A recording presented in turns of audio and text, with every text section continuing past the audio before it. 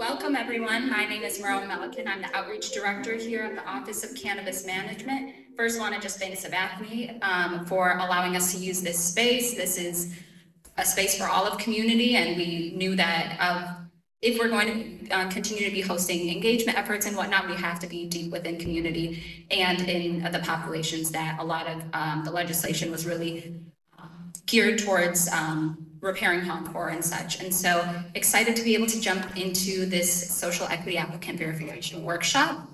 I'm going to kick it over to our interim director, Charlene Briner, to provide some welcoming remarks, and then we will go ahead with the agenda after that. So happy Friday, everyone, and we're really excited to see so many people here on a rainy Friday afternoon. We know that as a Friday afternoon in the summer, a lot of folks would rather be doing other things, but the fact that there are so many of you here and the fact that we actually hit capacity with our registrations is an indication of the significant amount of excitement and interest and enthusiasm that we have for people who are really interested in learning about how they can enter this space as a business operator, particularly as we start talking about opening up for license applications. It is hard to believe that it is just over a year since Governor Walz signed the new law into effect. And during that time, the Office of Cannabis Management essentially went from an idea or a theoretical notion to a real state agency, starting with an interim person on staff. I just celebrated my 1-year anniversary for what was supposed to be a 3-month engagement. And since that time, we have grown our staff. We have brought all of the infrastructure to bear, all the foundational pieces. We have been busy writing rules. We've been through a legislative session that we believe are going to help us actually achieve the outcomes that we hope as we think about centering equity. I say often to our staff and to our team and to audiences that I talk to that it is very seldom that we have the opportunity, both as a state agency and also as an industry, to center equity from the very start. A lot of times we find ourselves chasing equitable outcomes or trying to do repair on the back end or retrofit notions of equity and practical applications of how to achieve greater equity, justice, fairness, level the playing field. We don't often get to do it from the very beginning. We are hopeful that in Minnesota, we can pave the way for how to do it, not only on the front end, but how to build a sustainable, fair, equitable cannabis industry for people who are in the business of serving the public, people who are serving medical patients, people who decide to stay in the hemp space or to expand from where they are. There's a lot of opportunity and a lot of excitement. We are on the cusp of opening up for pre-approval social equity verification. We have always talked about this as an early mover advantage. We feel really strongly about the harm repair that is embedded throughout Minnesota's cannabis law. Too many communities, too many individuals, too many families have been hurt by the war on drugs and by the impact of criminalization. And offering this early mover advantage and really centering ourselves in this sort of work is one of the first steps and one of the best steps we can take in Minnesota to do our part to start repairing the harms that have been caused, particularly in communities and families who have been disproportionately impacted. You're going to get a lot of information today. You're also going to get a lot of information if you go to our website. We've added a lot of resources in the last couple of weeks, and especially over the last week. There's a great interactive map, and you'll learn more about that. There are a lot of ways that you can verify your status as a social equity applicant. That is the first step in applying for a license. You're going to learn all the key dates that you need to know. You're going to learn the windows that you need to have. You're going to figure out, hopefully you'll walk away armed and equipped a little more with the information you need to feel confident about the next steps you need to take. I also think it's really important to note that this is not going to be your only crack at the apple, right? If you decide after all of this that you're not quite ready or you have some more work to do to stand up your business, you're going to have more opportunities But the important thing to do at the very least is to verify your status as a social equity applicant, because that's going to pave the way for you as you move through the licensing process. So I'm not going to spend a lot of time with welcoming remarks other than to say, pay attention, take notes, go to the website, review the information, take note of the information resources that you have and where you could go to get your questions answered after this. And then also I would just say on behalf of the entire team at OCM, we are committed to working every single day to help you navigate this process, to successfully stand up a business, to achieve as much equity and fairness in the licensing process, to create clear expectations so that you know what they are as an operator, what we're expecting, and what we need to do to ensure the success of this. And hopefully we can stand here a few years from now and we can look and see that the operators who got in early as social equity licensees are thriving, are successful, and are paving the way to continued expansion for Minnesota's cannabis industry. I would also be remiss if before I left, I'm going to do an introduction to just note that we are still building the plane while we're flying it. And so I always talk about our team. They are small but mighty, and until a few weeks ago, anytime I went somewhere with 4 or 5 people, that was 30 to 40% of my staff. We are growing rapidly. We now have a pretty robust foundational team. The folks from the Office of Medical Cannabis are going to be coming over, but there's going to be a lot of new names and faces joining the team in the weeks and months ahead. So they're going to be in community, they're going to be reaching out, they're going to be visible, and take advantage of the opportunities to engage and connect with us.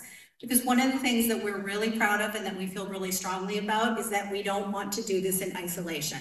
A lot of people in this room were thought partners for us. A lot of people were doing this work far before I came on the scene or any of the folks at OCM were on the scene. And we think of you as thought partners, as resources, and as a valuable resource in making sure that we have a sustainable, successful industry. One of our newest faces is Jess joins us as our new Director of Social Equity. You're going to be getting to know her. She's going to be functioning today as our Mistress of Ceremonies, or our moderator as we move from section to section during this. But Jess has a wealth of information in the cannabis industry, in public health, in really looking at data and outcomes. She's a tremendous asset for us. If you haven't had a chance to connect with Jess, I would encourage you to do so, although maybe not everybody today, because getting through 500 people will be a challenge for her. But make sure to connect with Jess, because she's going to be building our entire division of social equity and really helping us stay on pace and stay on track for all of the outcomes and the metrics that we want to continue to monitor over time. So a huge thank you from all of us. We look forward to continuing to chat, to learn, to provide resources, and to continue on the important next steps to stand up our industry. And with that, I'm going to turn it over to you, Jess.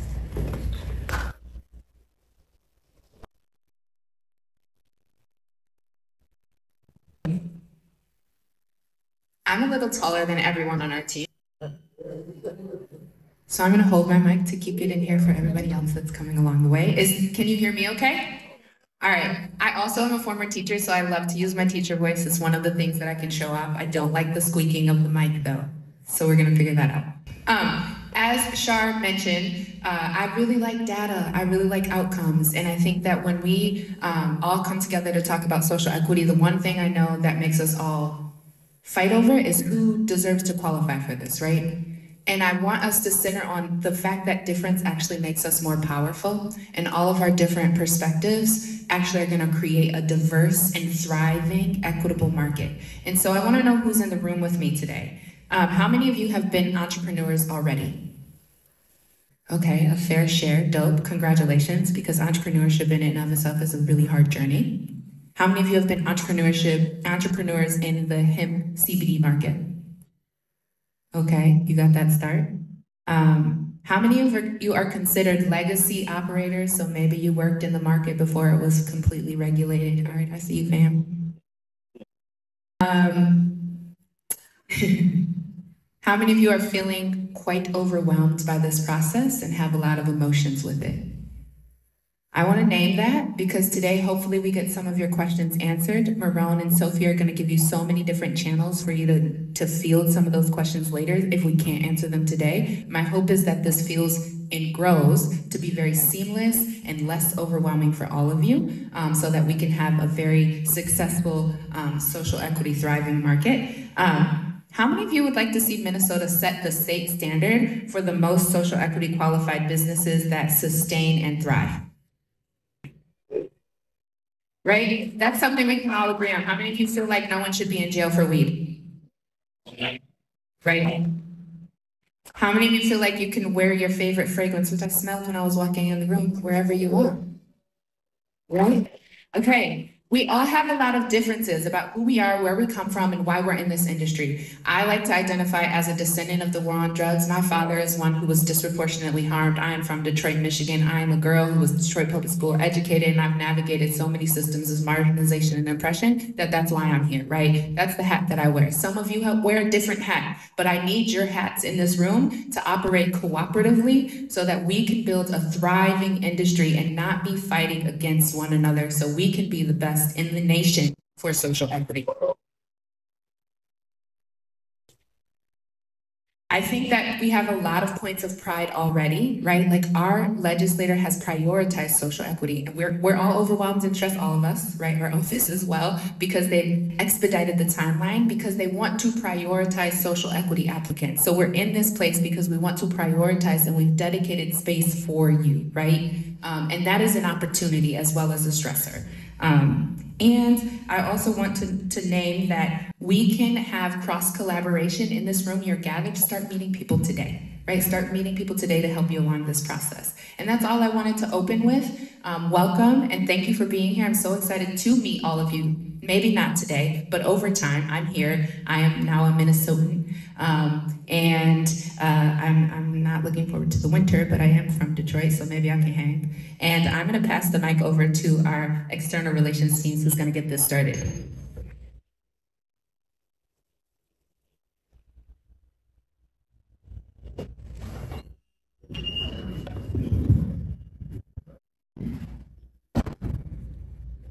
And I am not that tall, so I'm gonna stick to it being right in there. This way. Move that monitor. Find your voting speaker. All right, are you guys able to hear me now?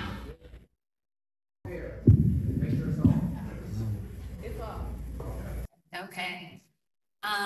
Thank you, everyone. My name is Marone Melican, again, from the Office of Cannabis Management. I am the Outreach Director.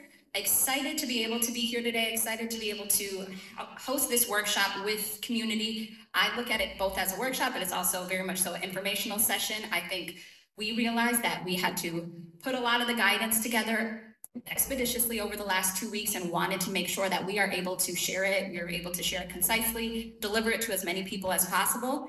I just want to name that just the same people that Jess mentioned that are in the room. I also think that there are a lot of folks that are in the room that are here to want to support businesses, whether it is through technical assistance, whether it is other state agencies. And so I echo the statement when we talk about network across. Definitely take the guidance from OCM. We're gonna do everything that we can to deliver that message to you guys, but like also recognize that there are a lot of people in the room that will be able to collaborate and that will be able to kind of share this information and provide different types of supports. And so I just wanted to acknowledge that, recognizing that I had a number of people that asked, can I come, even though I'm not necessarily an applicant, but I wanna be able to help others.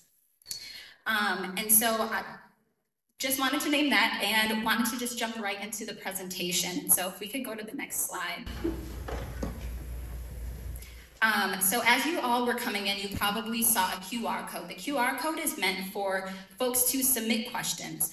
I will say a number of you submitted several questions just in the registration portion. However, during this event, we still want to gather what still seems unclear. If there are things at the end of the event that it feels like either your questions were not addressed or unclear guidance still exists, please share that because we want to use that to populate a lot of our FAQs on our website. And really just be able to kind of track all of those measures and make sure that we're really delivering what folks need.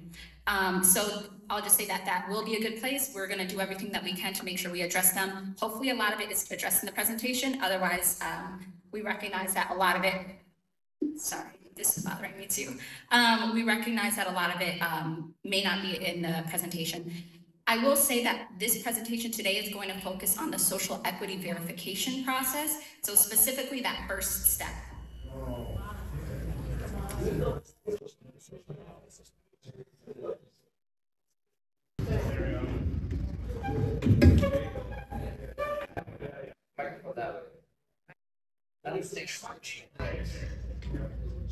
There you go.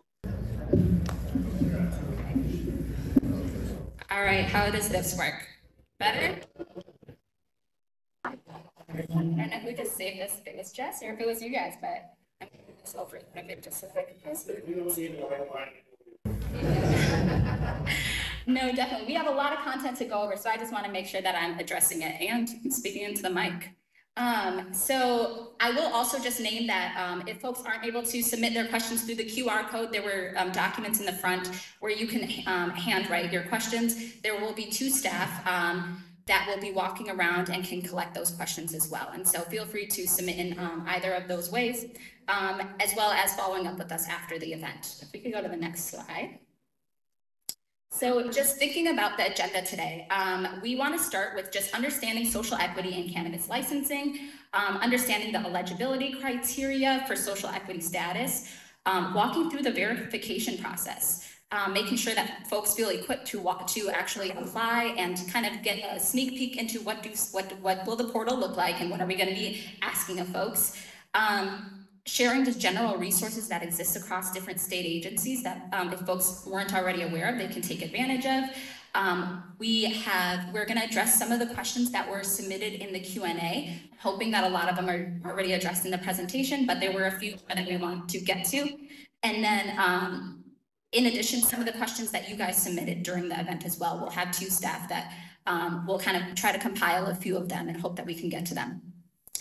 And then lastly, networking. We hope to end with, a little bit before 6 so that we can offer that ability. We want people to leave here not only knowing at OCM, not only having connections with those of us from the office, but to make sure that they're connecting with other folks that are in this room that either want to provide support, that want to collaborate, that want to work together. So we could go to the next slide. Awesome. So a little bit just about the Office of Cannabis Management. OCM will release applications, issue licenses, and develop regulations outlining how and when businesses can participate in the new adult use industry in Minnesota. Over the last year, the OCM has been developing the regulatory framework for legal adult cannabis and establishing processes and timelines to apply for licenses. This included everything from the work that we were doing in the legislature, all of the behind the scenes work that was happening within our office to establishing our office, the different outreach and engagement, and really just gathering feedback from you all to further implement a lot of our office. And so we can go to the next slide. So this is where we're just going to progress right into the next section. We can actually go to the next slide, which is going to be about understanding social equity in cannabis licensing. So OCM is responsible for implementing and enforcing the rules and regulations governing Minnesota's cannabis market. One of our key responsibilities includes overseeing the business license and application process, awarding those licenses, and as part of this, we manage a third-party vendor to verify social equity status of applicants. That's a key piece that we're going to really be talking about today.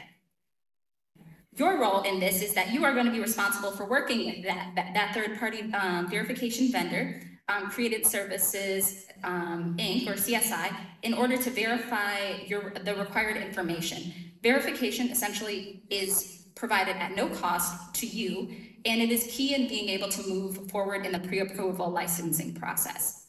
So really the goal of today is to make sure that you guys feel equipped to be able to jumpstart in the social equity verification process as soon as we launch next week, and that you feel like you have the tools to be able to navigate that part of the process. So the process will start with the verification of applicants who meet qualifications for social equity applicant status. Following that, those verified through this process will submit an application for a business license, go through a review and a vetting process, and if qualified, be entered into a lottery. Applicants selected through the lottery will be awarded license pre-approval and be able to finalize business operations in anticipation of market launch after the adoption of rules. So there are a lot of different pieces that we need to get to before we even get towards the official licensing. So today's program will really just focus on that verification portion.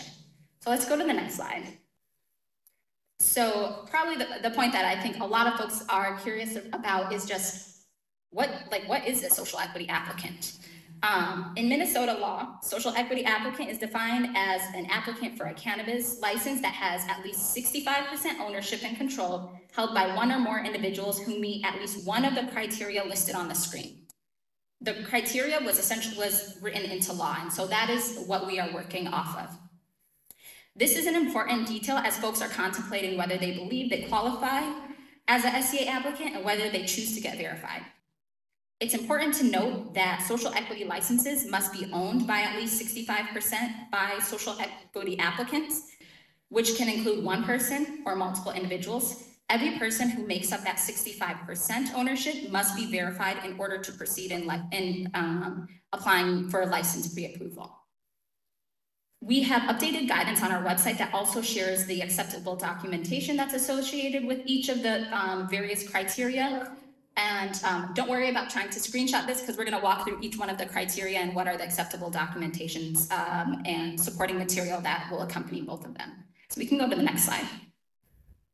One thing to just generally know about license pre-approval is that for social equity verification, it only covers these licenses right now. However, we do recognize that there are several more licenses and those will open up at a later date. At this point in time, these licenses are capped in the social equity pre-approval portion. However, as many of you know, there are some licenses that are uncapped and those will be essentially after this pre-approval process. We can go to the next slide. Key dates. So social equity applicant verification timeline. As I kind of mentioned in one of the other slides, it's going to launch on Monday, June 24th, 2024, and the system is going to close on July 10th, 2024 at 11:59 p.m. As mentioned in the previous slide, this process is the first step in license pre-approval. And so it's a required next step if you believe that you are ready and you want to pursue license pre-approval. So verification is a process where OCM confirms an applicant's social equity eligibility. This service, again, is free. Applicants must submit an application and documents through an online system that's going to be linked on OCM's website to verify their eligibility. If you had really any interest in social equity licensing during this initial round, the license pre-approval round, OCM recommends going through with the verification process. SCA verification is required to be considered in this round. We also recommend that you begin this process as soon as possible, recognizing that there are documents that you're going to have to collect if you don't have them already. And so being able to jumpstart, get into the system as quickly as possible, and to work with our third-party vendor who really is committed to wanting to work with individuals as soon as they submit their information and helping them to gather additional materials that they may need in order to get verified. One thing to note is that future verification opportunities will be available as well as subsequent rounds of licensing. So again, as Shar had mentioned, this is not your only chance. For folks that believe that they are ready or that want to get in right now, of course, but they should pursue that. But for folks that think, maybe not right now, but maybe in a different round, there are going to be those spots that are available. So we could go to the next slide. So this is speaking to the license pre-approval timeline. So following social equity verification, so making sure that you get fully verified and that you receive that certificate from the OCM and from our vendor that says that you are verified as a social equity applicant, that opens the door for you to be considered for social equity license pre-approval. And so this system is going to open on July 24th, 2024, and will close on August 12th, 2024. And really, as I don't want to repeat it again because I think others had mentioned it, but really the intent around this was to make sure that there was an early mover advantage, that there is a head start for folks to be able to get into the system and to be able to really jumpstart their businesses and get all of their documentation in place. And so more details will come on the license pre-approval process. We want to just make sure that we hone in on the social equity verification, so as many folks can that want to pursue this can get in next week or over the next 2 weeks. But as it relates to license pre-approval, our office is working diligently to make sure that we get all of the licensing guidance on our website as quickly as possible, because we know a lot of folks are already putting their materials together. So we can go to the next slide. So just general benefits of being a social equity applicant. In general, as others have mentioned as well, social equity license classification and designated licenses per license type for social equity applicants. That's something that was really thought through. I think in the legislation is just, making sure that there is a classification that really defines a social equity applicant and a license, and ensuring that there are licenses that are designated for these populations. Prioritization in the licensing process with the pre-approval licenses. And lastly, access to resources. Minnesota's cannabis law establishes several grant programs that will provide funding for technical assistance, financial capital, and workforce training for Minnesota's new legal cannabis industry, and many of them have a focus on social equity. And so once we distribute this and post this deck and such, you'll be able to gather a lot of those resources and see where some of those things stand at some of our sister agencies. We could go to the next slide. So we are going to speak a little bit about the eligibility criteria for social equity verification. Now, really want to just be able to do a walkthrough of essentially we were able to see what the various criteria was. And now we want to just be able to do a walkthrough and see like what are the additional documentation that could be associated with the various criteria. And so yeah, we can just jump onto that. We could go to the next slide.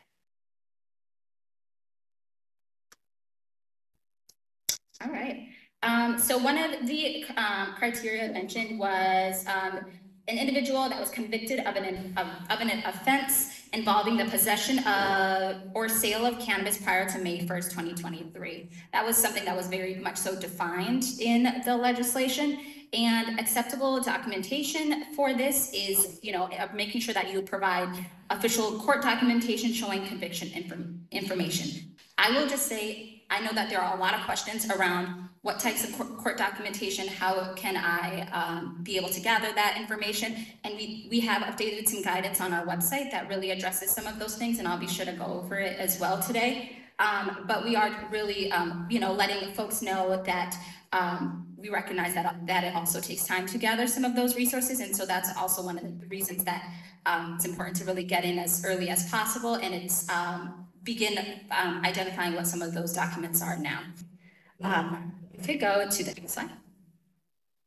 So the next criteria is an individual that had a parent, guardian, child, spouse, or dependent convicted of an offense involving the possession or sale of cannabis prior to May 1st, 2023. And for here, again, an official court document showing conviction information and one of the following for relationship documentation. So a birth certificate, a marriage certificate, adoption decree, court documentation that really showcases guardianship, adoption, placement agreements, etc. And so I think this is again another one of those areas where there essentially are two documents that you have to be able to provide, both your relationship to the individual as well as the court documentation showing that conviction information. And yeah, we're just making sure that folks are being able to gather that as quickly as possible. I will say when it comes to the actual verification form itself and working with the vendor, they want to be able to work with individuals and be able to define those. And so in the submission process, that's somewhere where the vendor will reach out to the individual and really inform them of additional documents that they can try to find. And I do see folks' hands raised. I want to try to get through the presentation just because there's a lot of pieces. And then if you were able to get the QR code, if you're able to submit the questions there, otherwise we'll try to address as many questions at the end, but I just want to make sure that we get through all of the content first. Okay, we could go to the next slide. So this one was a dependent of someone convicted of an offense involving the possession or sale of cannabis prior to May 1st, 2023. So similarly, court documentation showing conviction and information, as well as documentation showing the relationship to the individual. Birth certificates, adoption decree, court documents showing the relationship. And we could head to the next one. Oh, there it goes. And this one is a military veteran, including service-disabled veterans or current / former members of the National Guard. And so listed are some acceptable documentation, DD 214, NGB Form 22, or official status document if currently serving in the National Guard. And so these are acceptable documents by the vendor to be able to verify that social equity status. We could go to the next slide. And this one is a military veteran or National Guard member who lost honorable status due to an offense involving the possession or sale of cannabis. Again, acceptable documentation is the DD 214, NGB Form 22, and official status document if currently serving in the National Guard. Now you can go to this next one. And this one this one's actually, I think, a kind of exciting one because we have a cool tool that is associated with it that people can take advantage of.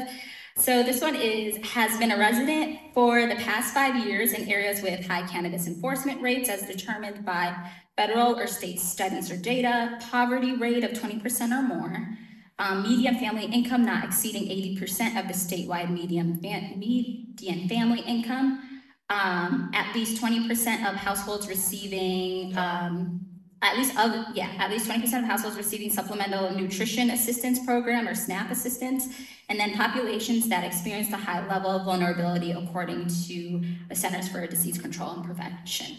And so I will just name right here that this is criteria within criteria as well. And so we have a cool tool on our website right now, which essentially is a map that people can go ahead and put in their home address, and essentially it'll notify, or it'll essentially tell you which of these your home address technically qualifies under. I will mention that with this, if you lived in multiple different residences over the last several years, you will have to qualify under the different ones as well. And so it's not just including like your current home address, but if you lived somewhere else over the last 5 years, making sure that all of that is documented as well. But it is a good tool. I'll say it is not 100%, right? You are still required to go through the actual application process, the submitting all of your verification documentation. But it is a good start in being able to use the tool and see, okay, do I potentially fit in? And if I do, maybe this is my chance and maybe I should pursue this. So for this piece, acceptable documentation includes any combination of at least 2 of the following documents for 5 separate years from calendar year 2020 to 2024, displaying a valid address associated with the prospective applicant. So, a copy of a lease signed and dated, your driver's license or government issued ID, your mortgage loan, bank statement, utility bill, tax return, court documents, credit card statement, housing authority record. And so this is just sharing some of the criteria that can really, prove a person's residency. So I recommend that people go and check out the tool. I have it linked somewhere towards the end of the presentation so folks can just jump right in and be able to see if they qualify under this. I will also say, under this criteria, I think it gets confusing at times, you are only required to meet one of these. So you're not required to meet all of the ones that are listed. And so if you meet one of them, then that is essentially, one of the points that are there that for each of your addresses over the last 5 years or so, that would technically qualify you, but of course, still go through the application period to be able to verify. And we can go to the next slide.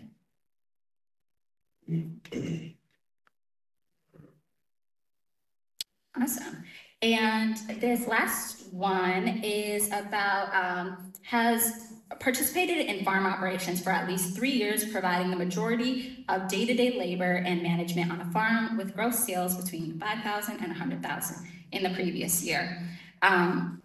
And so this one's pretty defined, and the applicants will need to provide the following details: the name of the farm, the address of the farm, contact information of the farm, the name of the owner of the farm, the applicant's position at the farm, the applicant's dates of employment at the farm, tax documentation showing the gross sales of the farm in 2023.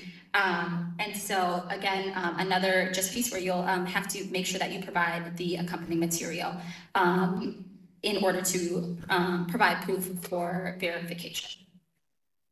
So we can go to the next slide. So we spoke a little bit about this earlier, but I know that there are likely lots of questions about retrieving your court records. And so we developed guidance that we posted on our website and are continuously updating about how folks can go and be able to gather those materials. And so we hope that this can be a resource to folks, again, as we identify additional levers that we can pull and, you know, just encourage to be able to help folks navigate through this. We will be committed to doing so. But just sharing this, it's live on our website right now, just where people can go for like their first steps in trying to figure out, how do I get this court documentation? Who do I reach out to first, etc. And so we could go to the next. So we can speak a little bit about the verification process itself. So you guys will be able to kind of take a look at what does the portal look like, and what is everything going to look like come Monday when if you're going to begin to sign up for social equity verification. So we can go to the next slide. So the first step in the verification process will be to create an applicant profile by going to OCM's website. A link is going to be posted on, it is going to be live on June 24th with access to this site. When entering the application platform, the first step will be to register for an account. Either click register for an account at the top right or create an account at the link on the bottom right. This essentially will be your account for future interactions with OCM. So you'll be coming back to this if you are verified and you do license pre-approval or you interact in any type of licensing moving forward. And so very important that when you create your account, saving all of your passwords and your usernames so that you have it on. We can go to the next slide. And I will just share, all of this is going to be online. There will be video online as well, so it'll be kind of a side-by-side that folks can walk through whenever they go through their process to sign up next week. On the next page, you will be asked to provide details to set up your account. The first part of the login will ask you to provide a username, email, password, and security question and answer. Once you've completed all the required fields, there will be an acknowledgement statement stating I have read and understand and agree to the terms and conditions. You will select the acknowledgement and click continue. The second part of the setup of your login will ask you to provide contact information. I will just encourage people, put in all of the contact information now so that you don't have to do it later. It'll prompt you to select individual or organization for your contact type. At this time, you should be selecting individual. Once you select individual, you will be asked to complete additional information regarding your contact information, and you will be prompted to add your mailing address. We recommend providing as much of this material on the front end as possible when creating your accounts, because it'll just make it a lot easier when it comes to the application process later. Required fields, of course, will be marked with a red asterisk. And once you've completed the required fields, you'll click submit. We can go to the next slide. Once you click the submit button, your account will be registered. You will know that you have successfully registered your account when you see a green pop-up screen that says your account is successfully registered. At the same time, you'll receive an email from the email displayed ocmnoreply@acela.com that will say welcome to the citizen portal, and will provide you with your account name and that you created, and it'll display your name as well. This is the confirmation email after just registering your account. We can go to the next slide. Now we're just going to walk through creating a social equity verification interest form. So this will be essentially the second step. First, you register your account, you essentially created your profile. Now you're expressing interest that you want to be a social equity applicant. So this is the form that you, will be able to express this information. To begin, you'll navigate back over to this portal. This link will still be on the OCM website. Once you've gotten onto the main portal screen, you'll go to the middle where it says input your username or email address. Please remember that this is the same username and email address that you created in the beginning of the process. And once you populated this, you'll be able to sign in. And we can go to the next slide. Once you are brought to the next screen, you will click create an application on the left-hand corner. And so it's kind of outlined it's like highlighted in blue and then it's a darker blue right there. At this point, you'll be, and you can go to the next slide. Yep. At this point, you will be brought to a screen that displays a general disclaimer. It'll say if you would like to review the disclaimer, you may use the sliding button on the right-hand side. Of course, read it, and once you're ready to go ahead, check the acknowledgement at the bottom and click the button that says continue application. And we can go to the next step. In our next screen, moving towards the center of the screen, you will notice a list of options. Select the gray caret. So it's a bit smaller, but when you guys are able to display this on your computer, you'll be able to see, but there's a gray caret there, and on the left-hand side and to the right of it, it says social equity verification. The moment that you press it, it'll expand options, and you'll be able to select social equity verification. So you'll select that button, and then you'll click continue application. Then we'll go to the next slide.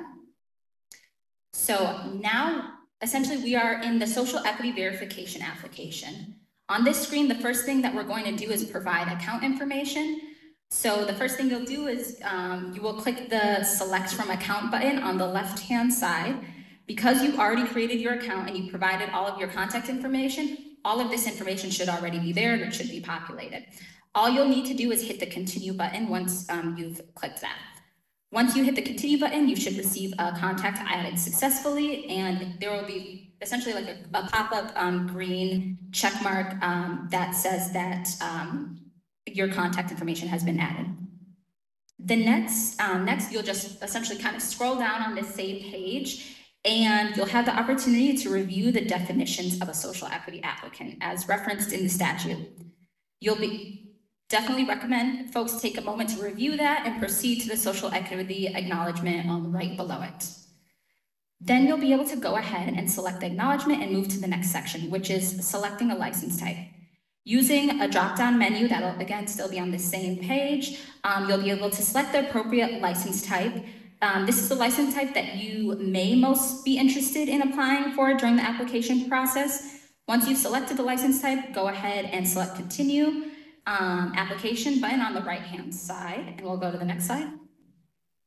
I actually moved a little bit too fast, but just a few more things about that same piece is you'll be taken to a review screen. So right before this, you'll be taken to a review screen that essentially you just get to review everything that you've already submitted. And at this point, you can review all the documentation. If you'd like to make any edits to that information, you can always click the edit button, make updates, and then click continue application.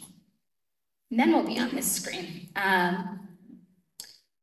So at this point, you'll receive a green pop-up that lets you know that your application has been submitted. You'll also notice a record type in the middle of your screen. This will let you know that your interest has been noted and information is now being sent to our third-party vendor or partner, Creative Services, Inc., or CSI.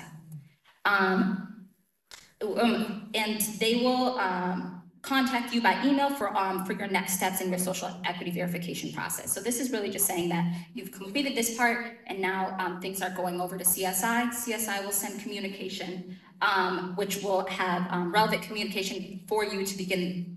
I would identify it as like the part 3. You registered your account, you expressed interest in social equity, and then the third part is really being able to provide all of your supporting materials. So, In the email notification that you receive as well, you'll have a reminder that you will be contacted by CSI within a few days. And at this time, you essentially have completed your verification of interest. So we will go to the next slide. So now we're going to walk through the process for submitting your social equity verification material. So the documents that we were talking about earlier that are associated with each of the criteria, we're just going to kind of talk about how that'll fill into this part. So as mentioned in the previous slide, you will receive that communication from our third-party vendor. So they'll send an email to you similar to the one that's displayed right now. The email will come from do-not-reply@creativeservices.com. The subject of the email will say Minnesota Office of Cannabis Management Social Equity Verification, and in there will be a CSI portal link that you'll be able to click, and that will be specialized specifically for you. We can go to the next slide. Awesome. So the link will bring you to a page that you are asked to provide your demographic information. Essentially, provide all of your demographic information here. All the fields that are highlighted in the pink and the red are fields that have to be completed. And just to note, if you have any trouble with any of the different fields, there's a question mark next to each field, and it essentially tells you what type of acceptable formatting and responses you can provide for each. So anything from pieces around like gender or address or anything that's in there, it'll essentially just tell you the format to make sure that those red marks go away and you're actually able to click submit, go to the next page. And we can go to the next slide. So just for general awareness, with this tool, if you start the application and realize, I want to come back to this later, you are able to. You can always select Save Progress / Return Later on the left hand of the application portal that you are working on with CSI. And you can always re-access it later using that link that was sent to your email. So you'll have the email, the link that was sent to your email. You may start it and say, I'm going to take a pause and I'm going to come back to this later, or I'm going to wait until I gather all the rest of my documents and then I'll come back to it later. The only thing you'll have to do to re-enter the portal is you'll be asked to enter the last 4 digits of your social security number. And we will go to the next slide. So after submitting your demographic information, you will be brought to a screen that gives you the option to receive a copy of your consumer report. By default, this is already pre-selected for you. If you don't want a copy of your consumer report, you can always unselect it, but it will be pre-selected for you. And then all you'll do is you'll just select continue and go to the next step here. We'll go to the next slide. And on this next page, you will be prompted to review and fill out a series of forms, including 2 disclosures, an acknowledgement and authorization form, a summary of rights and state notices.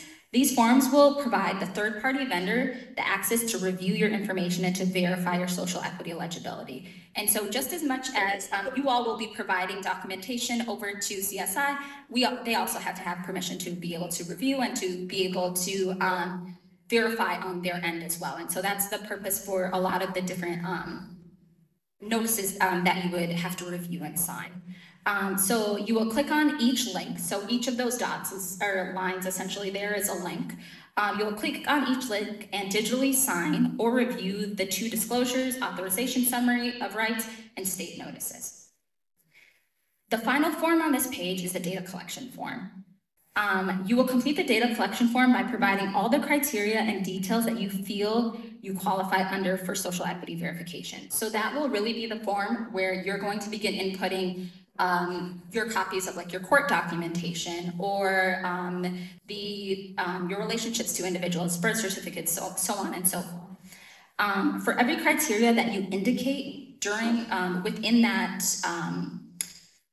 data form, you will that you indicate that you have supporting documentation for, the system will auto-create upload links in the next step of the process, so you'll be able to upload them. So for example, if you say that you meet a criteria based off of I'm trying to think of which criteria it was, I think it was criteria 6, where it talks about your residency and such. there are accompanying forms that are associated with that as well. If you click that criteria and you say I have the accompanying documents, on the next page, it'll essentially auto-populate the links and it'll tell you, here's the place where you'll upload that documentation. The other thing I just want to note here is that when it comes to the different criteria, if you feel as though you qualify for more than one, you can certainly select more than one. You are not limited to just one.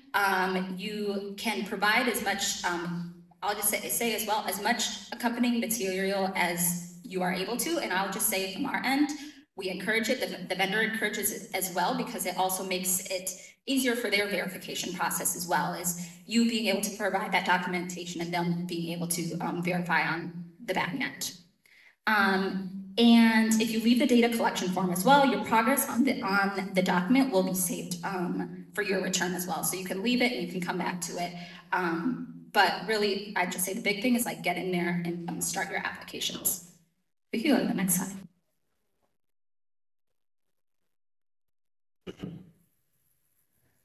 Awesome.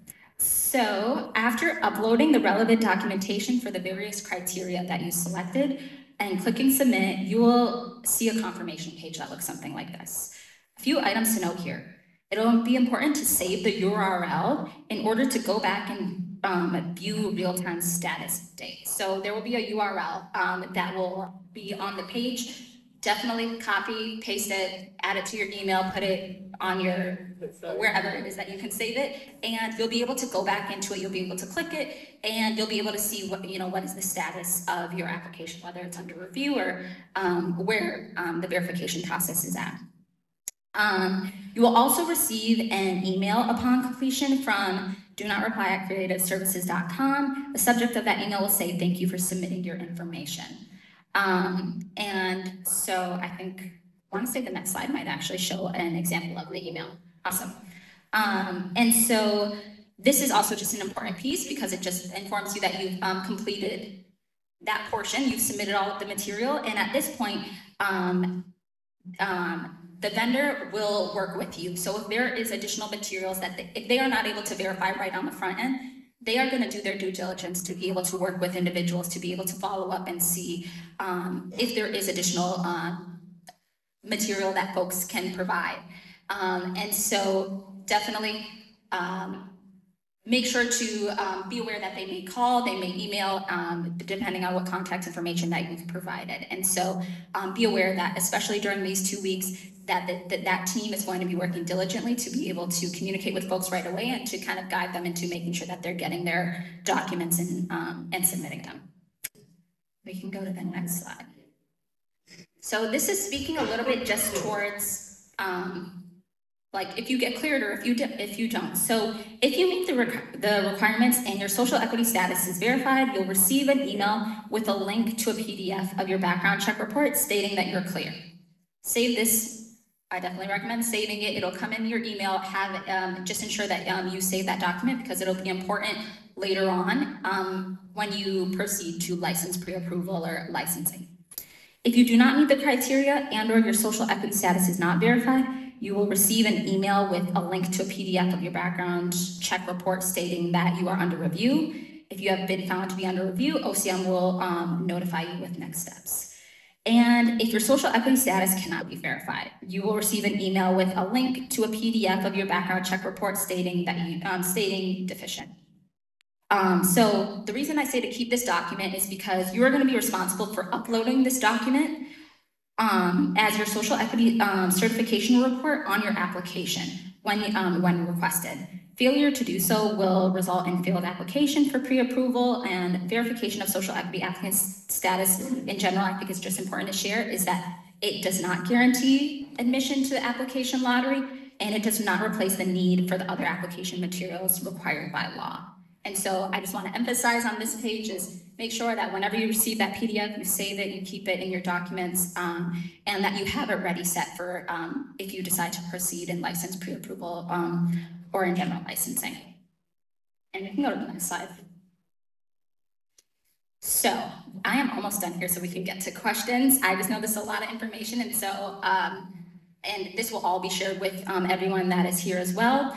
But general resources, as mentioned by others, we updated our website with tons of guidance over the last over the last couple of weeks, and especially since the end of the legislative session. We have a social equity verification guide. Essentially, this is a guide that will literally walk people through the steps of getting verified for social equity. So just as I'm providing this presentation, there is a guide that shares all of those specific details right on our website. There is the social equity interactive mapping tool. If you are curious about whether you may qualify under some of the criteria concerning your residency and such, you can go ahead to that mapping tool and go and try that out and add in, your addresses. And then there will be links to step-by-step video instructions for folks. So we are developing videos similar to what we're discussing today that really walks through the process, basically all the steps that I went through today, so that whenever you jump onto your computer next week, you can have this side by side and walk through the steps just to make sure that you're not missing anything. I'll say that it's also a helpful tool for all of the partners that want to share this widely within their respective communities as well. We're hoping that they can utilize these resources and be able to provide assistance to folks and really just amplify it. Again, for general questions, you can visit the OCM website, and that's where a lot of these resources live. And for specific questions about your social equity verification status. So this is once you officially submit all of these documents, complete this entire process, you can reach out to minnesotaatcreativeservices.com, and they'll be able to follow up with you. So if you submit, if you want to know kind of the status of some of your information, if you have additional documentation that you want to share, they're definitely the folks to reach out to at that point. And so we could go to the next slide. So this right here, as I mentioned, is really pointing out the license pre-approval social equity verification guide that I was just mentioning. I want to say it's a 9 or 10 page guide, but it really walks through all of the individual steps. It's on our website. I recommend folks read it. I recommend folks kind of walk through it as they're applying to make sure that they're just meeting all of the requirements right in there. And we can go to our next slide, and I won't go too far into it, but we have general resources across all of the state agencies that folks should, if they aren't already aware of, that they should take advantage of. The Department of Employment and Economic Development has an RFI around a request for information around the grant programs that they are going to be instructing, and they are working diligently to be able to develop the RFP to be able to launch all of those grant programs. There might actually even be some of the folks from there here today. For information about cannabis expungements, there are details on the Cannabis Expungement Board website, as well as the BCA's website. For details about health, there are details on the Minnesota Department of Health's website, and the Department of Labor is doing a lot of work around legal cannabis industry and the workforce. And the apprenticeship and dual training programs within their office. And so many details on their website that I would recommend folks check out. And again, this information will be shared, so you'll be able to see. A lot of this is already on our website, so folks will be able to kind of click and see if they want to engage in some of those. And we can go to our next slide. So that was just a ton of information, and I tried to go through it as quickly as possible because I know that folks have questions, and I know that folks are interested in having conversations and connecting with one another. A number of you submitted several questions already, and so I wanted to be able to just address some of those first, and then I wanted to make some time to go through some of the Q&A based off of what you guys submitted during the event to the QR code and through your paper documents. So I think we addressed some of this, but what is the process for SCA verification? I hope that the walkthrough that we did today was able to provide some of that information. What is the cost to be verified? Again, I want to reiterate, it is at no cost to you. The process of being verified next week will not cost anyone anything.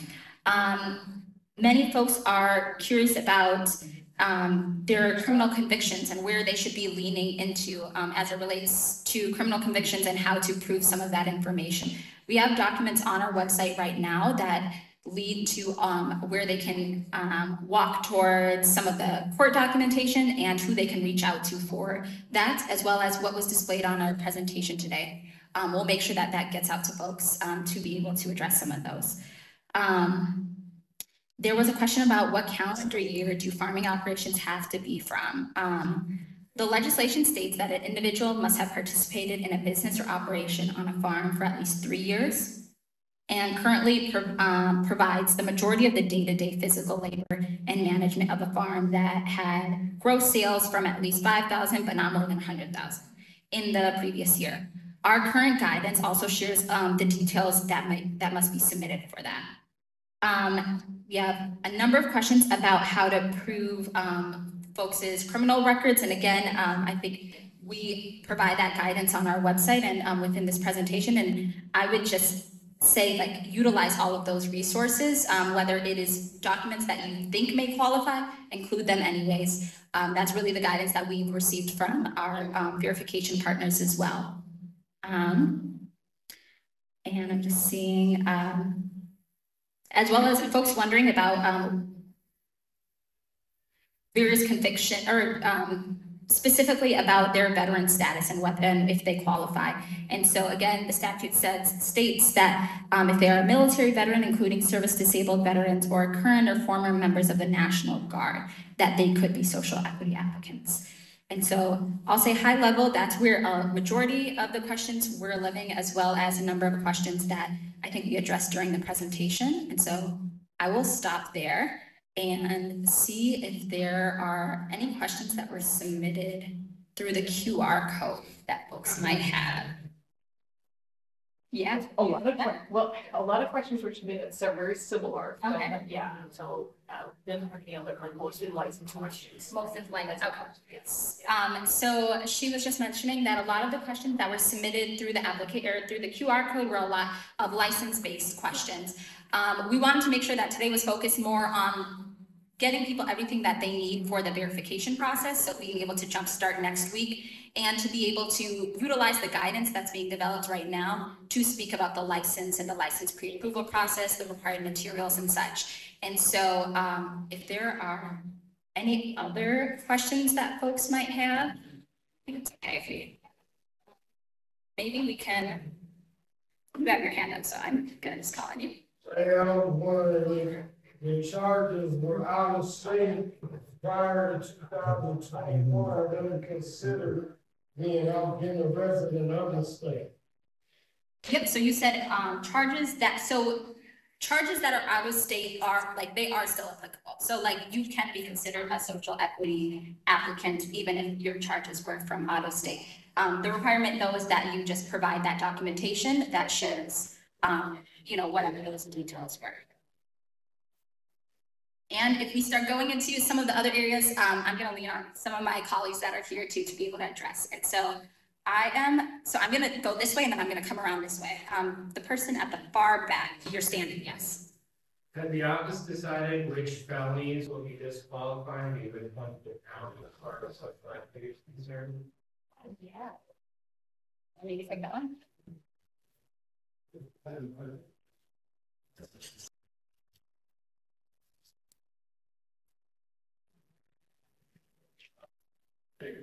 And so to count as social equity, so social equity status is defined as we went over today, and so that's very specific to a cannabis conviction, and so those are related there.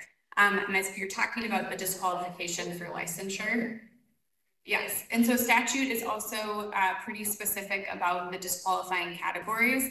It includes non-cannabis related drug trafficking offenses in the first and second degree, as well as a series of, and I don't have the statute in front of me, several other high level crimes in coordination with fraud or other financial crimes. And so that statute, it is available on our website. You can link, our website links directly to statute. And so that section is there and laid out for that. Has to have a statute of limitations on it.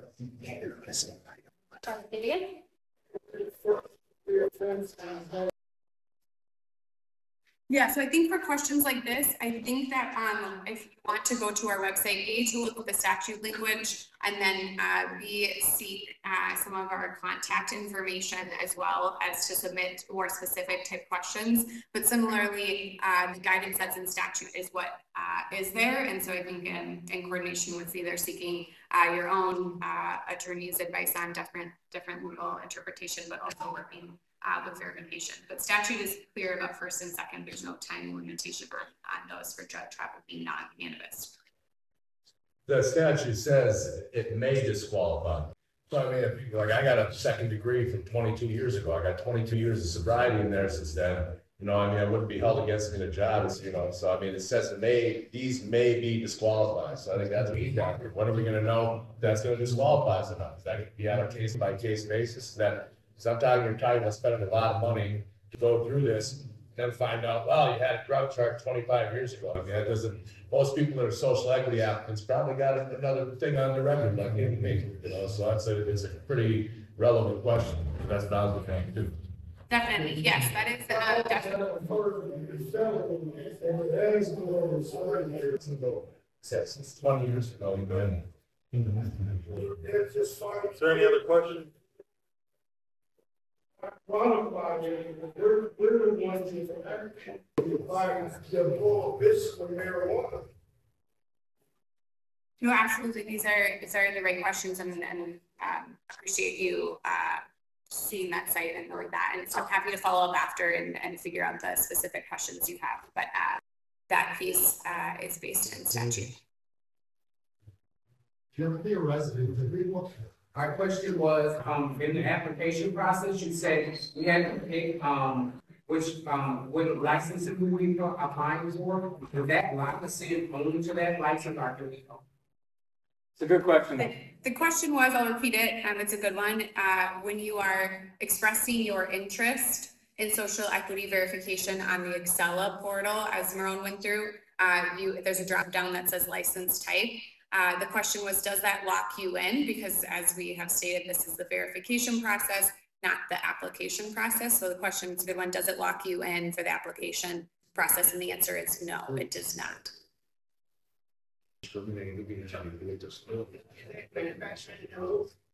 Sorry, same manufacturer, like, slave.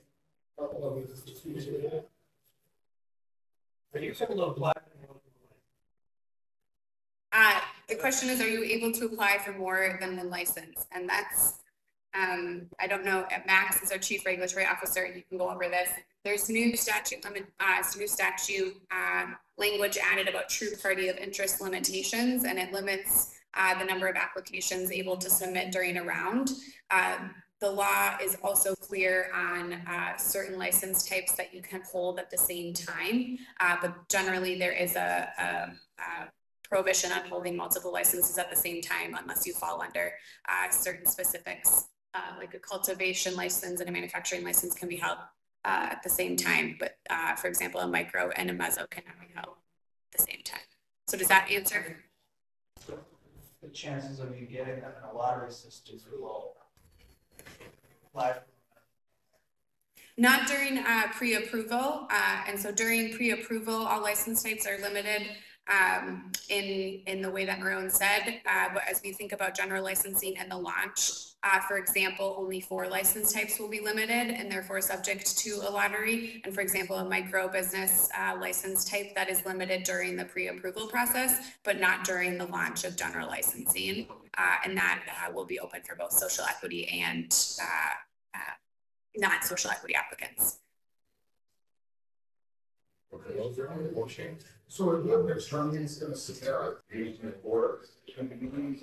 so David Moore says it's going. My mom is going to sit on the seat foundation. Some art turns to that in its entire time.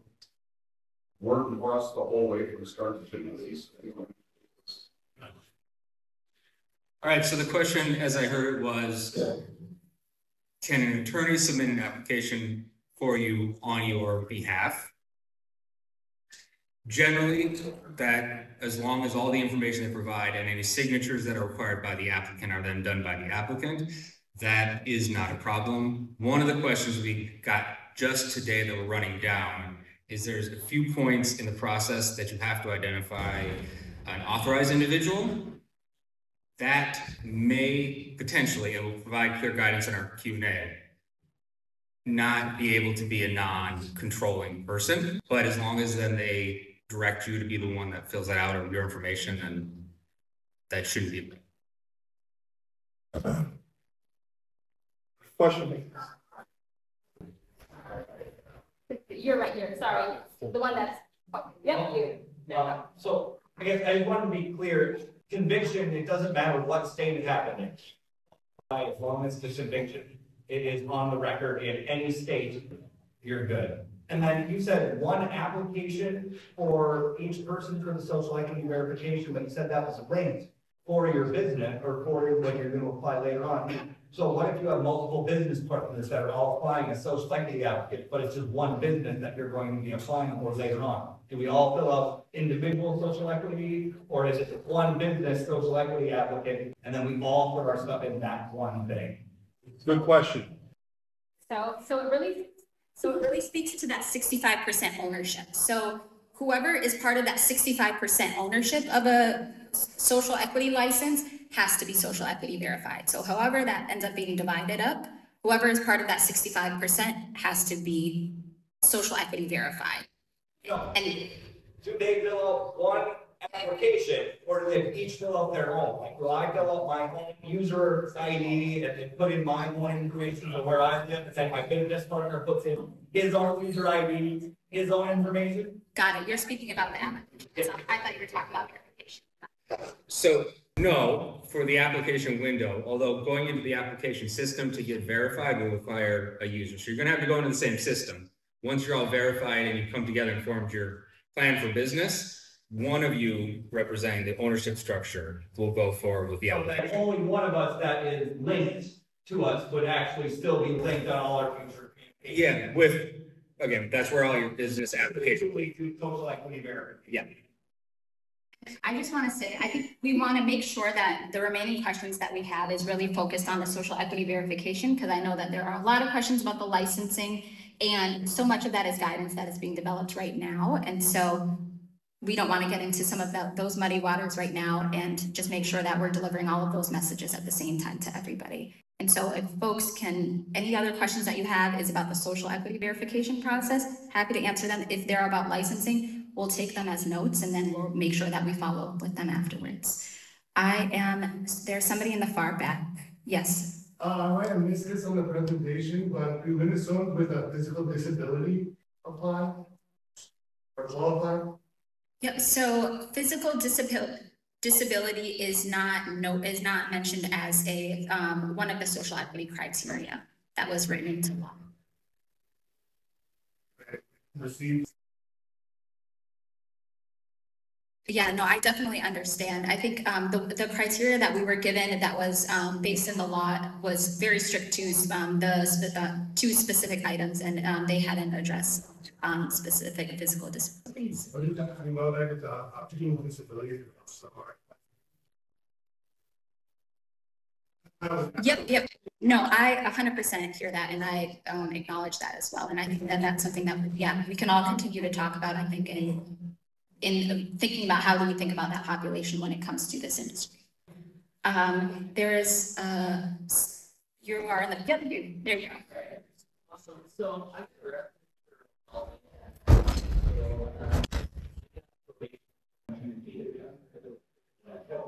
was not expunged.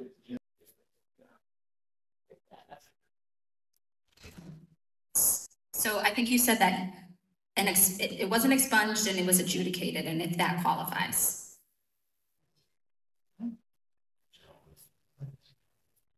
Did you say you were convicted and then adjudicated?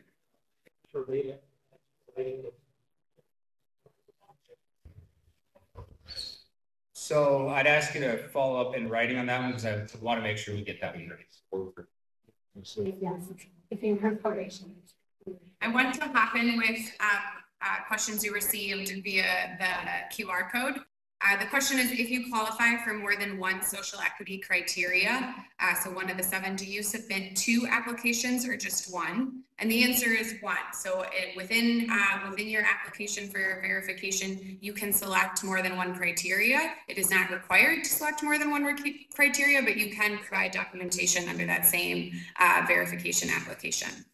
And then, is the interactive map a qualifier for anywhere in the US, not just Minnesota? And the map includes states outside of Minnesota. There is not a residency requirement in Minnesota's statute. So we can take a few more, but want to make sure, again, we're going to focus on the social equity verification process. I'm going to do the folks in the front real quick, and then we'll come back. So does this third party verify respect to the sealed letters? I don't know.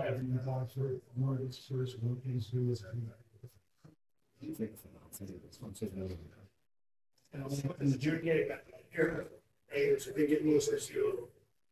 Essential for records for taking. And you got like, and it's sealed. They have action. Okay, now that's just shaking. It's 40,000. I think the shake which one.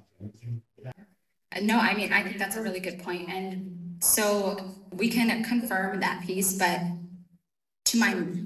yeah, I think it's better that we just confirm that piece with folks and figure that out and make sure that we add it into our guidance online.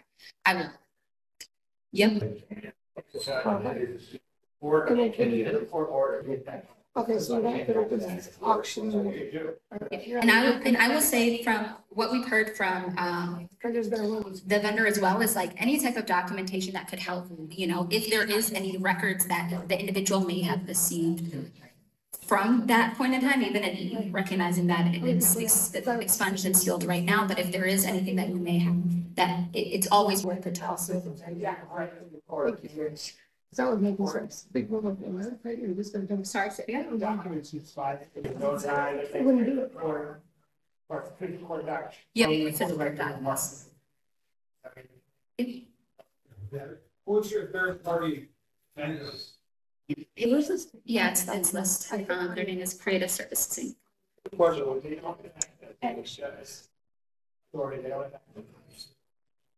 feel we can make it.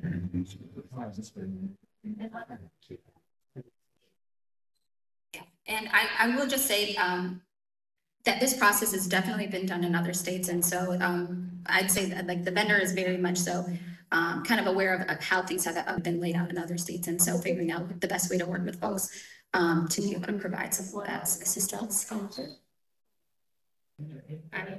So I get you guys. Because there's so many words. The question is, we already have businesses established to stop it in this way. Kind of block shelf, like you know, I've been in businesses do that.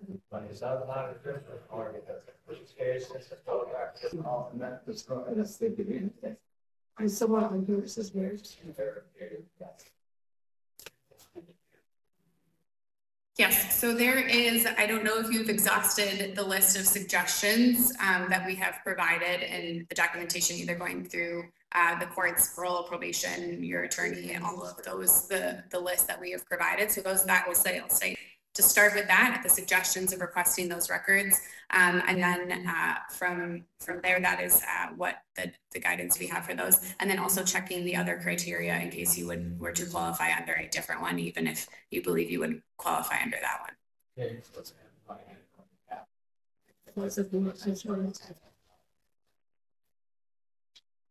Yeah. And unfortunately, we're limited to what statute says, and statute, you know, defines it this way, and needing the verification in that way. So I understand that predicament is a tough one, and I know that's real for folks, and so we're trying to provide guidance for how to go about that. But in the case of not having documentation, we have to follow statute in that way. I'm going to hop in with a couple in the portal. This one is, do I have to be a Minnesota resident for SCA verification? The answer is no. Statute. Other states have statutes that include a residency requirement. Minnesota statute does not include a residency requirement. What time does the social equity application open? So verification application open on June 24th. hasn't actually been stated yet, but we will make sure that it is widely publicized.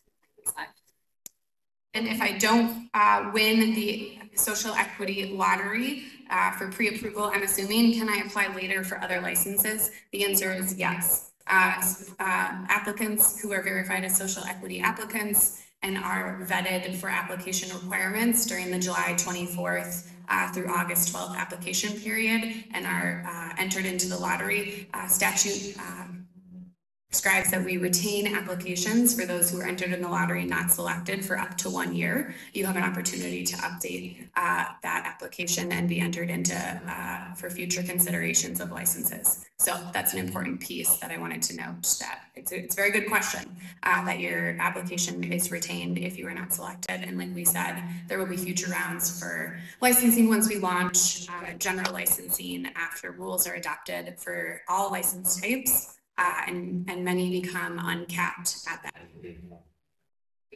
You right here. Woman. Yep.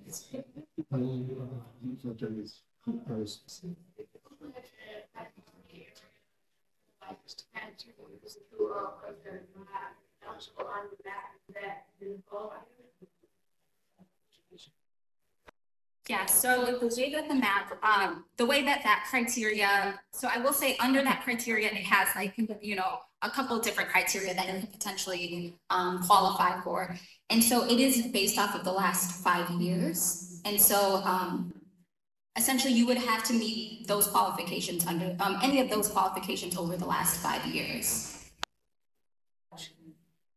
Any of the ones, yep, that are written under the kind of like the residency one. So I think that one of them said like, you know, the address being associated with like SNAP. Another one talked about, I want to say it was about 4 different ones that you could be considered for. So meeting any of those. Yeah, essentially living within vulnerable communities, essentially. And we show proof of that for each 5 years.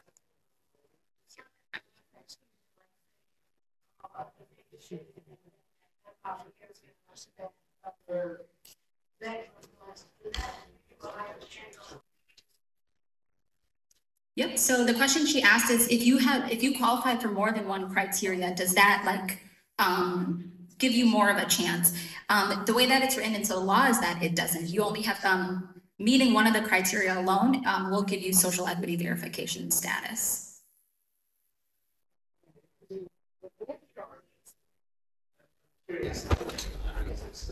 Like our names put it. Digital lottery, how does the lottery exactly? Yeah, so we'll hold all the conversations around the lottery system until a later date, just so that we can focus in on social equity verification. But it definitely will be a very clear program, and we'll make sure that we communicate that out to folks. With the number of social equity applicants that get verified, will they be made public? Will we track the number of people who actually print the lottery? So those numbers made public is for like those investors and stuff like that. Just for the name of the book or the number? Oh, the number. I mean, yes. All of the metric data. Yeah. I said all of the metric data that revolves around that. Mm-hmm. That's a great question. And we, to not misspeak, we'll take that one back because I think we are looking at, there's specific statute language around privacy around applicant data, but much of it is public data, varying stages of it. So, and I know Jess is a data nerd in the best way. And so we will have lots of conversations about what is public and more to come. I do have a question from the portal. And Marone already answered it, but I want to raise it up as it came in. Is there a fee for submitting an SEA verification application? There is not a fee for working with OCM and CSI on your SEA verification application. There is a fee associated with the application for your license in July as prescribed by statute. So I just want to note that we're talking about 2 different processes here to be verified. There's not a fee from OCM and CSI. I know there may be some folks that are searching for court documents. There may be various filing fees as you are going through different things, but as it relates to OCM and CSI, there is not for SEA verification.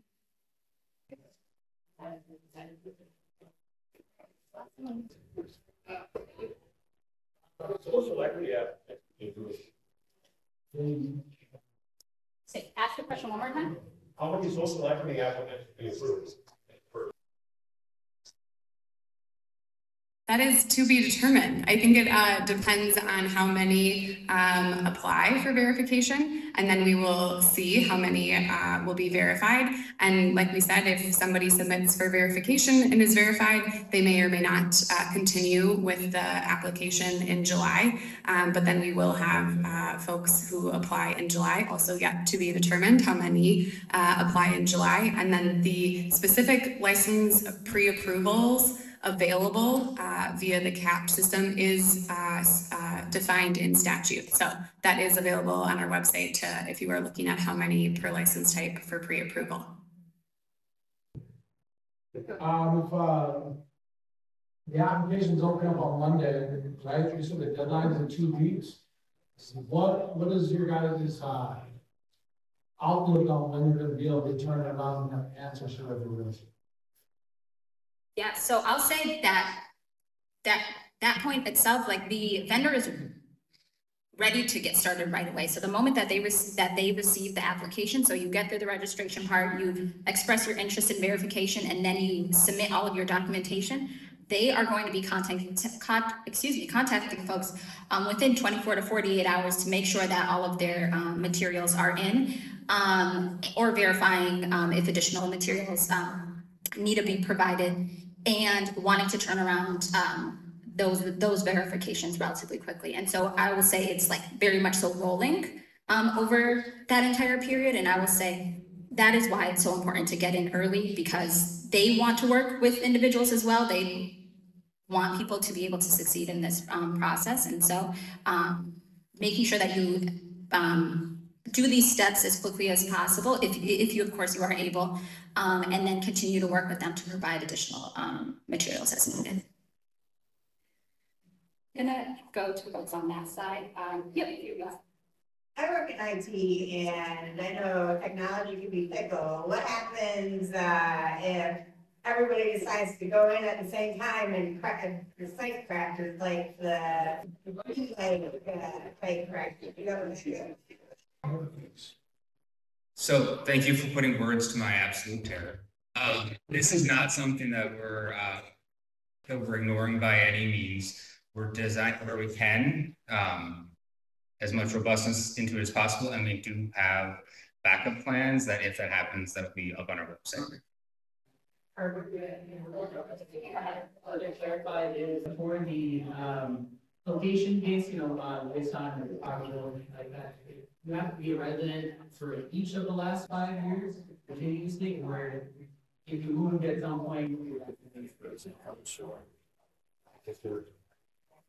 I just want to make sure that I address the guidance correctly, but the way that it is, sorry, I'm not speaking into a mic. The way that I believe it is written is, it is based off of the last 5 years. As your residences during that time were in addresses that meet those different criteria. So it could be one of them, and then it could be another one, like depending on that time frame. So to just make sure that if one, let's say I lived in 2 places, one of them qualifies, one of them doesn't, and I just enrolled my sister, that's okay. So it has to be within the last 5 years. Your different addresses have to meet the different criteria that are in. Yeah. So like one of mine might meet one of them, and then I lived in another apartment and it might meet one of the other criteria that is residency based. You don't move far back. Oh, sorry.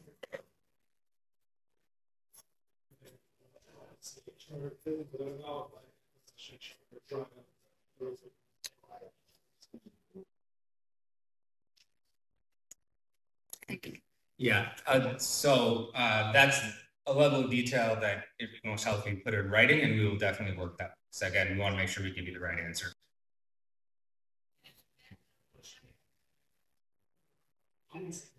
I'm just wondering if there's going to be a forum or something like this where we get business with licensure questions, or if there's some mechanism between now and then and we get questions answered.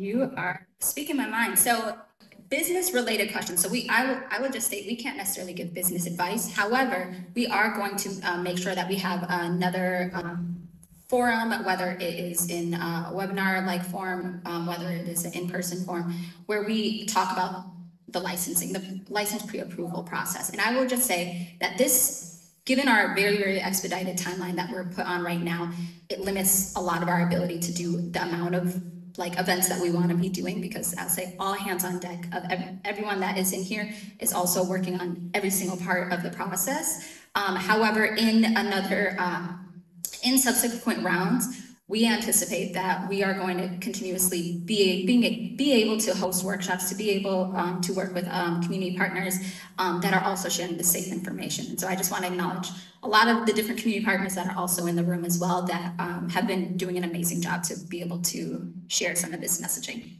You can go ahead. So if I have a conviction and I have a printout from like court's website, I submit that on Monday while I'm still trying to get like notarized or signed by the judge. And like, am I gonna be able to supplement it or add back to it if I'm rejected because the document isn't good enough? So you are able to supplement your information that is in there. And so that is the value of having the email that is associated with it as well. To be able to add. And so I will just say, like, especially on the front end, if you could add as much information as possible, it's extremely valuable. But yeah, being able to supplement that and getting your information in and being able to continue to work through that process. You're standing up. To ensure that rural Minnesota outside of the metro has a fair chance of social equity outside of the metro. Like, I live 20 minutes from Iowa. I live an hour and a half from Sioux Falls. Like, it's a long ways to come here.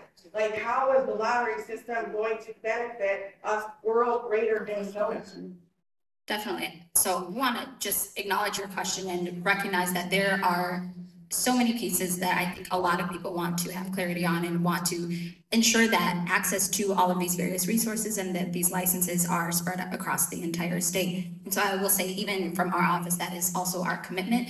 But I will say, as it relates to the lottery and the licensing questions, we want to hold on some of those, but we will be able to answer them. We want to be able to share what our process is going to be looking like, and if just work with us to as we provide additional guidance on what that will look like as well. Go ahead. Oh, yeah, sorry. Oh, sorry. I have two questions. One, with the qualifying family member, if I'm applying for a license and they have a marijuana conviction, but they also have another felony that would disqualify them, that doesn't disqualify me as social applicant. So the disqualifications for licensure are specific to the applicant and then the potential license holder. And so then the dependents or family members of those with past convictions is a separate qualifying space. The question is some states are common law, marriage, whatever, spouse, whatever. And so I'm wondering if Minnesota has defined what the spouse can be. Is that specifically and only a married person, or that a person that includes a person that you may cohabitate with, or is it come on? Thank you. So I'm just wondering about that part. As far as the spouse, how do you define the spouse? So first step is I'd refer you to the documentation that we provided that could be included for verification. I think that'll mostly answer your question. Okay, second. We have online, we have a list of what documentation you can provide to confirm that you meet the requirements, and that's going to be your first place to start to see what can be proven out. But if you have more than one possible outlying person, for instance, I'm married to the person that I cohabitate with, but they have marijuana conviction, and also another my sister has marijuana conviction.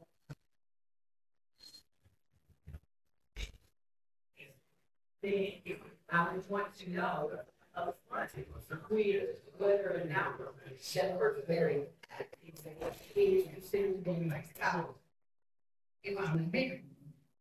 Yeah, so one thing that I wanted to share is that you would submit one application, but you can mention as much criteria as you think that you might be applicable for. So if you think that you might be applicable for having a dependent or that has a criminal record, or you think that your address may qualify as well based off of the criteria that is there, you're able to select more than one. So you won't be limited to one. And that's something that I think it's just important for folks to know as well, because they might be unsure about whether they'll be able to be considered for one, but might feel a little bit more confident about another one. And so you aren't limited to just selecting one of the criteria in the process. There's nowhere you guys have to find what is found in Minnesota. I mean, for your application. Yeah, I think happy to take that one back because I think there's specific definitions and I don't want to misspeak on a specific case in this way. So happy to connect and take that one back. I submitted that question online 2 weeks ago, but I never got an answer. Yes, definitely. We, if you want to come up, I can give you my card and we can figure it out because we are, as you can maybe imagine, receiving many questions in our inquiry inbox. And so we thank you for your patience on that and are working through responses as quickly as we can. So thank you for your patience. You have the last one? Because the micro license will be uncapped, so ultimately, does that mean this year in the pre-approval, if you get entered into the lottery for the micro, does that assure that when the rules are made, that you automatically get that license? Or do you just get another lottery ticket for it? So the way the law is written, if you apply in the pre-approval process and you're not selected, your application will go forward. So in that case, if it's for an uncapped license, you will pass the lottery and go to the review process to make sure that you're able to complete all the requirements there.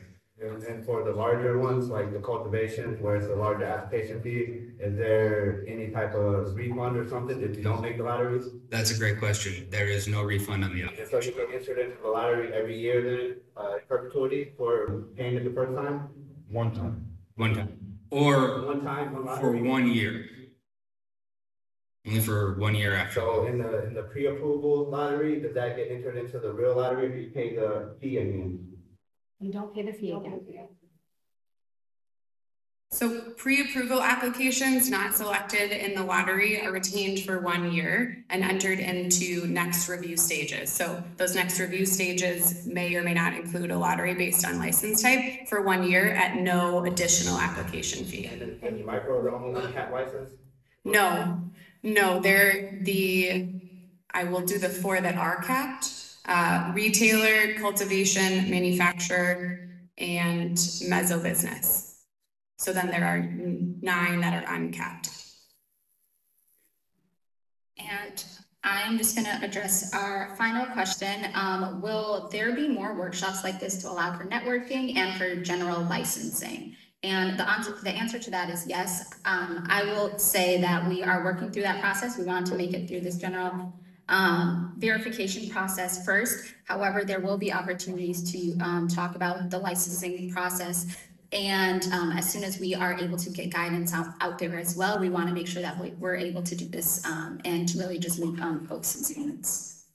And so if there are any other specific questions that folks have, I'll be here for a little bit, but really just wanted to thank all of you guys for staying as long as you did today, and to have a good rest of your evening.